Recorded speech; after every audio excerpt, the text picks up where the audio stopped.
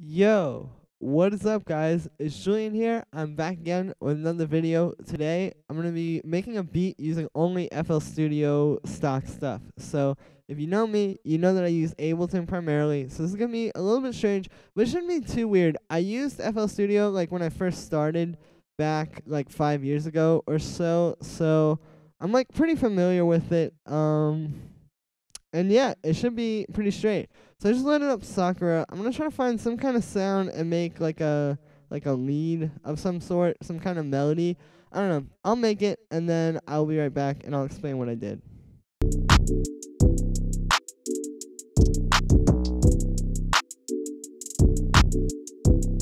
Okay, so I did it, guys. Yeah, it's like I was saying, I used Sakura. I found this preset in the Eastern Dreams Bank, I guess. It just came with it by default. Called Synth Nemesis DS.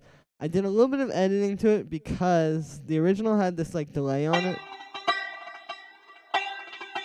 that just really didn't work for the sound. It was just a little bit too like, I don't know, triplety, I guess.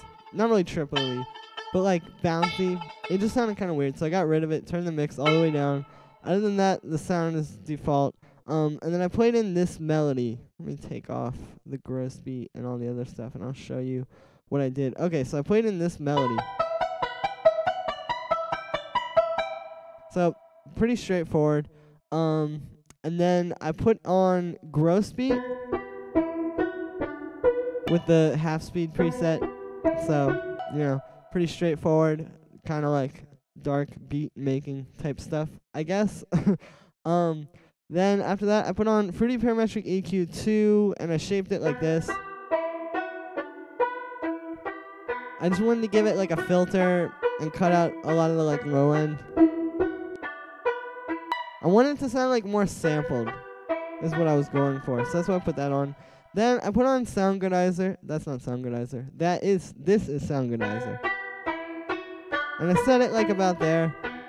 Can you like press that and it makes some sound? I set it like that, just like subtle, but it just brings out some of those higher frequencies that weren't getting out as much, or weren't being heard as much. And then the last thing, I just put on Fruity Flanger. That's not Fruity Flanger. That is Fruity Flanger. It's literally just the default preset. I just put it on there and it sounded cool, so I figured why not keep it. So I'm going to turn this down a little bit on the mixer. And let's do like an 808. So this 808 might be a little bit weird. I'm not sure if there's actually like 808s in here. But I guess there's like that. Okay, yeah, I guess I can synthesize one though using like 3x OSC or something, or 3x OS. I don't know how you say it. But yeah, okay, I'm going to make an 808 and then I'll be back.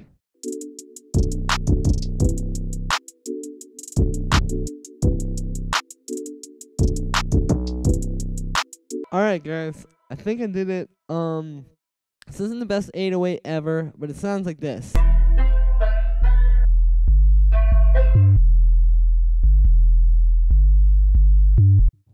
So, pretty straightforward, kind of like 808 sound. It's a very simple sound to make one like this. So, all I did was I turned off the oscillators 2 and 3, just used the first one as a sine wave. Then I went into, I pitched it down an octave, I guess, but that's kind of just relative to where the MIDI is. I used the envelope like this. This is the amp envelope, the volume envelope. I just literally set it as like a ramp down. That's all I wanted for like the 808 sound. That's just all you want. And then, if you listen, like in those higher ranges, you can hear I also added a tiny bit of a pitch envelope, which is just shaped like very sharp like this. I mean, you know, it's pretty simple, just straightforward, just to add a little bit of a kick to it. Now you also may notice I did switch the key of this. It was up at like B, and I switched it down to E, just because it worked better with the bass. There's like, if you know like about bass, there's like certain ranges or certain like notes where the bass can get like to the lowest point, and so I just wanted to get that because up there was too high, and that was too low, so that worked better. I also did like a tiny bit of processing in here. I just put on another Fruity Blood Overdrive. Not another, what am I saying? Put on a Fruity Blood Overdrive and just boosted up the preamp a little bit, just to give it like a little bit more like upper harmonics, so you can actually hear it. And yeah, so next thing I'm going to try to do is some drums. So let's see what I can do. I know obviously I'm probably going to use the 808 hi-hat for our hi-hats. So let's put that in there. But I'm going to shape it a little bit, because the ones that I hear like in trap music and stuff usually tend to be kind of tighter. Like something like that is a little bit better, so I'm just using this fade out to shape it a little bit. And I'll just put in, let me get the paintbrush. I'll just put in like some eighth notes. Oops. Alright, let's just do this. I'm a little bit slow with this. This is where my FL Studio skills start to become a little bit bad. Oh, whoops. I also forgot that FL Studio C5 is like the main one. And also, for some reason, I had copied that onto there, which I don't really understand why. Okay.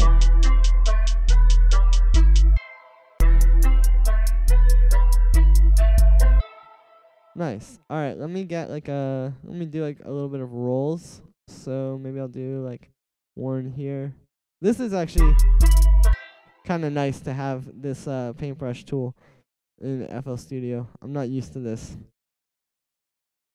And then maybe on those last ones, I'll like go down a little bit or something. I'm just going for like an 808 Mafia, kind of like Southside Metro Boomin type vibe.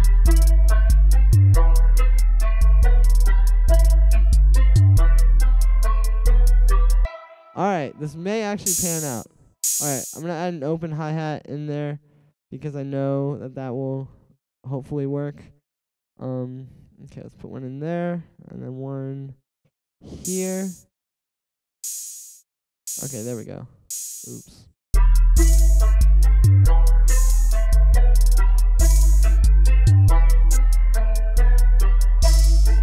Alright. Alright, so let's get a kick of some sort. Now, this may be a little bit hard, or may not. I just need to find one. Then I guess I can, like, maybe this one could work. I don't know. I need to find one that I can, like, sort of make very short.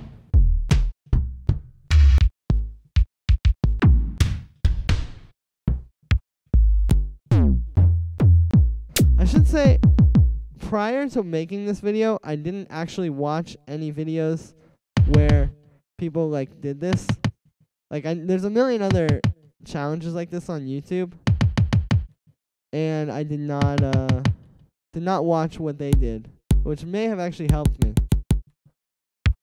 But oh well. Alright, that one's alright. I don't know. Maybe I can shape it a little bit. Let me get the 808 pattern on there, and then I'll change it a little bit, and I'll explain what I'm doing. Because what I usually do for kick patterns, like with beats like this, is I'll do like the 808 pattern, and then I'll base the kick off of that. So I use like a very similar pattern, but it's not like exactly the same, because I don't want them to be exactly the same.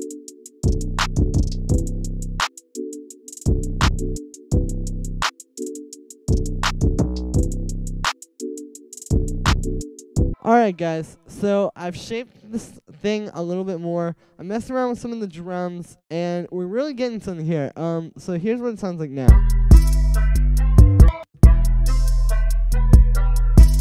So I managed to get this like weaker 808 kick sample to punch through a little bit more, and I'll show you what I mean. Here it is without any effects, and here it is with the effects that I added. So definitely quite a bit of difference there. And I was able to get that kind of like knock out of it. So what I did was I took it, I put it in a mixer track, and I added a Fruity Parametric EQ, And what I did was I cut out like a lot of the low end and cut out a lot of this range, and then I boosted around here.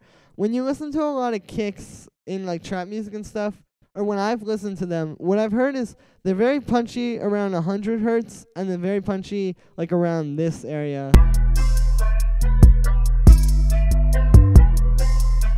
Like that, where they've got like the click, sort of like the click is happening here, and then the punchy part is happening around here. So I accentuated both of those and just sort of cut everything else. Then I added Pretty Wave Shaper on here, and as you can see, I've done a pretty sharp set of curves here. I've just kind of shaped it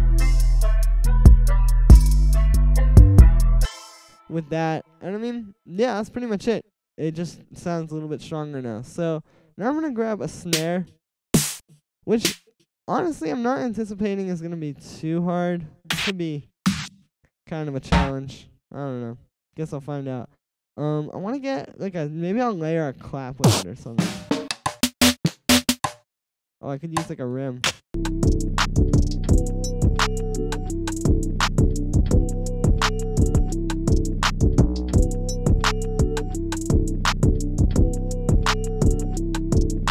Alright guys, it's coming along really well. I got a clap and like a little rim shot for some percussion here, and honestly this is sounding like pretty good. It's not my favorite. Oh, and I changed the kick too. I'll talk about that in a second.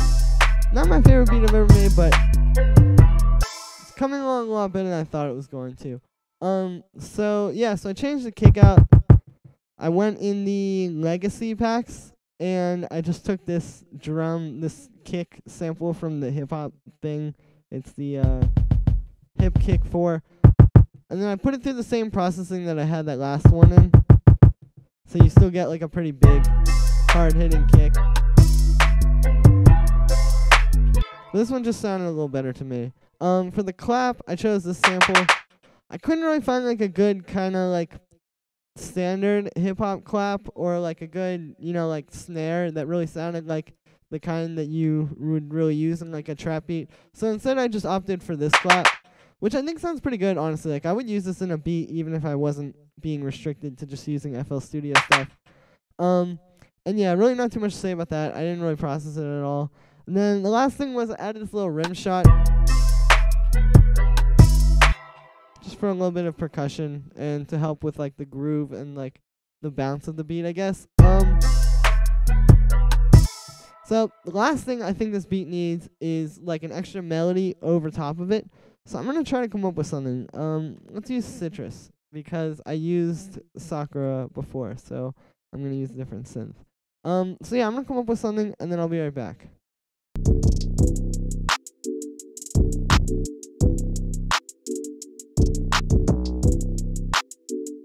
Alright guys, I finally finished it. I got the last little piece. I came up with a little flute melody to play over it. It sounds like this.